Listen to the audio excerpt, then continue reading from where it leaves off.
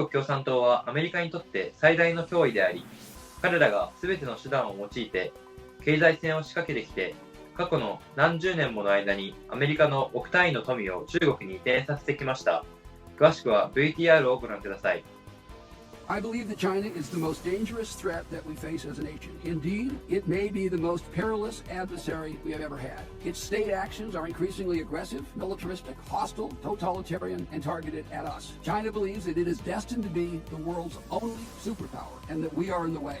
I only ask that when you think about their economic activity, please remember that they are an openly hostile adversary. It is not an exaggeration to say that the Chinese Communist Party has been waging an economic war against the United States for decades. In this economic war, they use all the tools of classic mercantilism, plus many more. Their entire economic policy is designed to be an integral part of their overall strategy of global dominance. That policy produces huge trade surpluses and obtains technology by whatever means. China manipulates its currency, it uses massive industrial subsidies, and maintains a closed market, only allowing access when they determine it is in their interest. It uses, among other things, tariffs, a discriminatory regulatory regime, and rigged product safety standards to prevent fair competition. They force our companies to turn over technology to them, and when they don't do it, they steal it. They are the number one source of industrial espionage in the world. They have banking and labor systems that limit domestic consumption and subsidize production and exports. They reduce their cost of manufacturing by taking advantage of very low environmental standards. They target U.S. businesses and are trying to monopolize the supply of critical minerals in the world. In short, if this is not economic war, what is?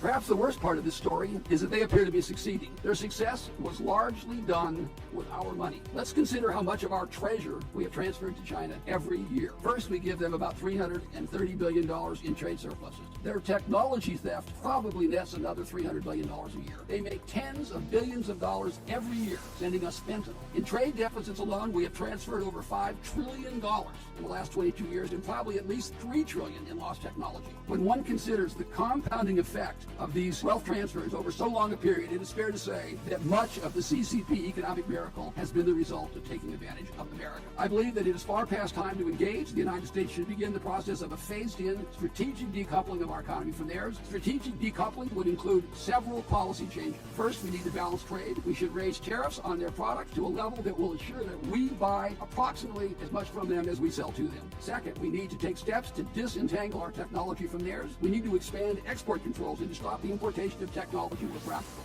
Third, we should limit their investment in our country, and we should only allow investment where there is a demonstrated benefit to the United States. Fourth, outbound U.S. investment to China should be severely restricted. This policy, I submit, is merely a softer version of exactly the policy that China has towards America. This is not the time for half measures. This is the time to be bold, and Congress must write the rules.